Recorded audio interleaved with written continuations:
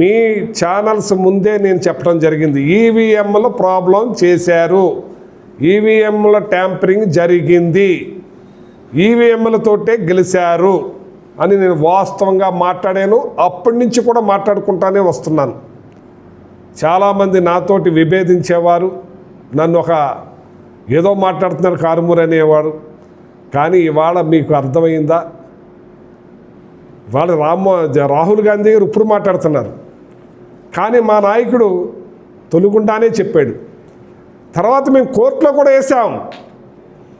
ఏదైతే ఒంగోలు జిల్లాలో మరి జరిగిన అవకతవకల గురించి కోర్టులో వేసి డబ్బులు కట్టి, లక్షల రూపాయల డబ్బులు కట్టి ఈవీప్యాడ్లు లెక్కట్టమంటే ఎలక్షన్ కమిషన్ వాళ్ళు ఈవీప్యాడ్లు లెక్కెట్టేది లేదు, మీకు మాక్ పోలింగ్ చేస్తామంటున్నారు. ఇదేం సిస్టమ్ అంటున్నాను, ఇదేమిటి అంటున్నాను, ఇదేం పద్ధతి అంటున్నాను. అలాగే విజయనగరం జిల్లాలో కూడా మాకు అక్కడ తేడా జరిగింది.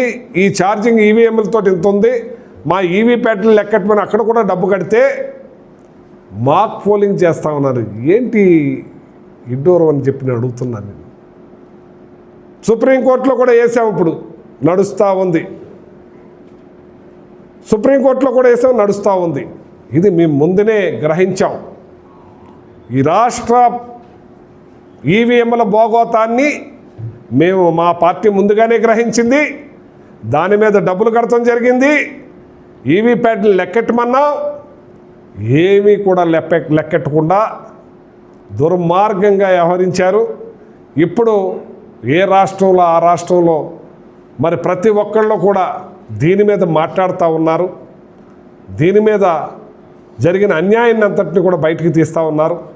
ఈ తణుకులోనే తీసుకుంటే మరి 68%, 68 కదా 66.7% మరి పోలైందని చెప్పి, పోలింగ్ రోజుని చెప్పి 4 రోజుల తర్వాత మళ్ళీ 82-83% తీసుకొచ్చారంటే ఎంత దుర్మార్గమైనగా ఈ తణుకులో జరిగిందో ఒకసారి గ్రహించండి.